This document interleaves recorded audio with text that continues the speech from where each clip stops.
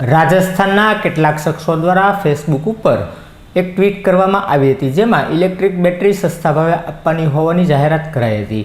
જેના અનુસંધાને ભાવનગરના 3 સ્ક્રેપના વેપારીઓ આ બેટરી ખરીદી કરવા માટે પહોંચ્યા હતા, જ્યાં 6 વ્યક્તિઓએ આ ભાવનગરના 3 વેપારીઓનું અપહરણ કરી તેમની પાસે રૂપિયાની માગણી કરી હોવાની વાત સામે આવી હતી.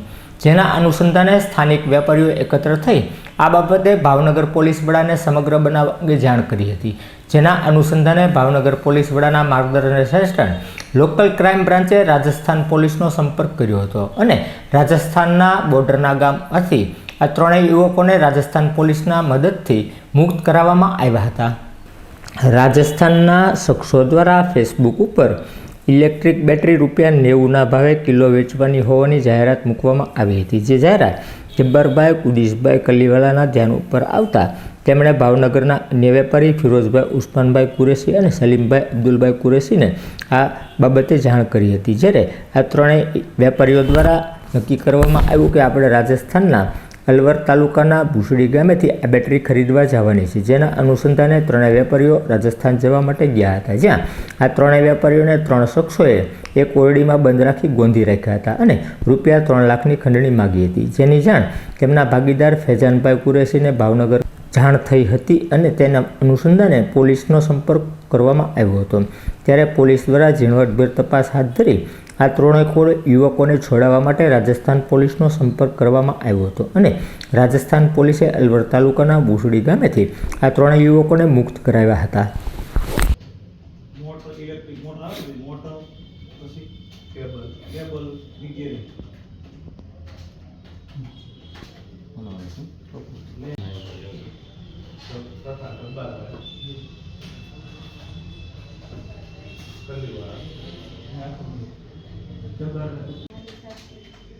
કુરેશી પાર્ટનરમાં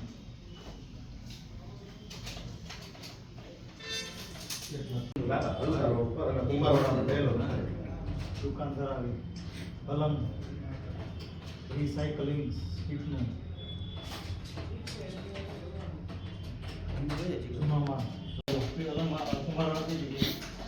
કુંભારવાળા વિક્ટરના કાંટા પાસે ડેલો અમારો ડેલો કુંભારવાળા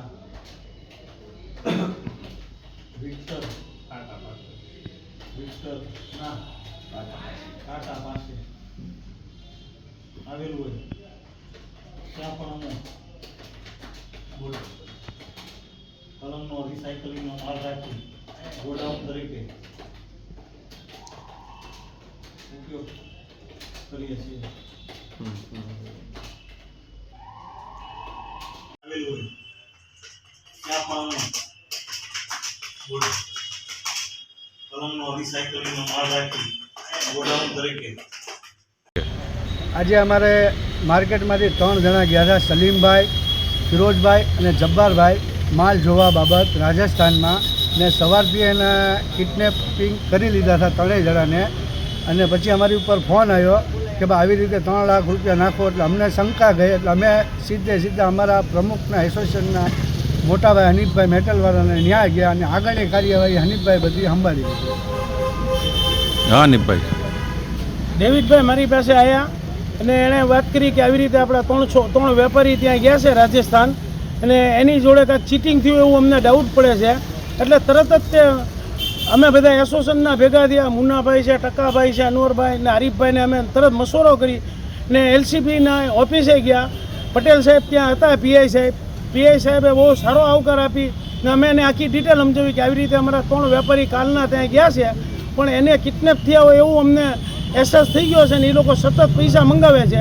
એટલે એના ફોન લોકેશનમાં નાખી ને પટેલ સાહેબે અમને એટલો બધો સહકાર આપ્યો અને ભાવનગર પોલીસનો હું ભાવનગર મેટલ એસોસિએશન તરીકે આભાર માનું છું કે 3 પરિવારને ઉજળતા બચાવી લીધા છે ને 3 વેપારીને સહી સલામત રાજસ્થાનની પોલીસને કોન્ટેક્ટ કરી ને સતત કરીને તોમતદારોને પકડી લીધા ને 3 વેપારીને બચાવી લીધા છે. એટલે હું કસ્બા વતી ને ભાવનગર મેટલ એસોસિએશન વતી ભાવનગર પોલીસનો દિલથી આભાર માનું છું. Thank you. એ 3 જણા ક્યાં ગયા હતા ને શું લેવા ગયા હતા? એ 3 જણા અમારા ભંગારના વેપારી છે. એમને ફેસબુક ઉપર એક નંબર મળ્યો હતો અને એમાં એ નંબર ઉપર એણે કોન્ટેક્ટ કર્યો કે ભાઈ આવી રીતનો માલ મારી પાસે બેટરીને ભંગારને એવું 15 થી 20 ટન જેવું છે તમે રાજસ્થાન આવીને જોઈ લ્યો તો રૂબરૂ આવો હું દેખાડું તો એમાં ભાવતાલ નક્કી થયો ને આ લોકોને ફોન આવ્યો કે તમે આવી જાઓ. એ લોકો રાજસ્થાન ગયા અનવર ગામથી લગભગ 45 કિલોમીટર જેવું આગું હતું ને એ લોકો એને રિસીવ કરી ને પછી કોઈ એવા ચીટરિયા માણસોના હાથમાં આવી ગયા ને એણે એને કિડનેપ કરી લીધા ને અમારી પાસે પૈસાની માંગણી કરી હતી. પહેલાં 3 લાખ રૂપિયાની માંગણી કરી. અમે આના કરતાં પછી લોકો 2 લાખ આવ્યા, પછી લાખ રૂપિયા આવ્યા. પણ પટેલ સાહેબને એમ લાગ્યું કે હવે વાત હાથમાંથી જતી રહે એવું દેખાય છે એટલે એણે એમ કીધું કે 5-10 હજાર નાખો.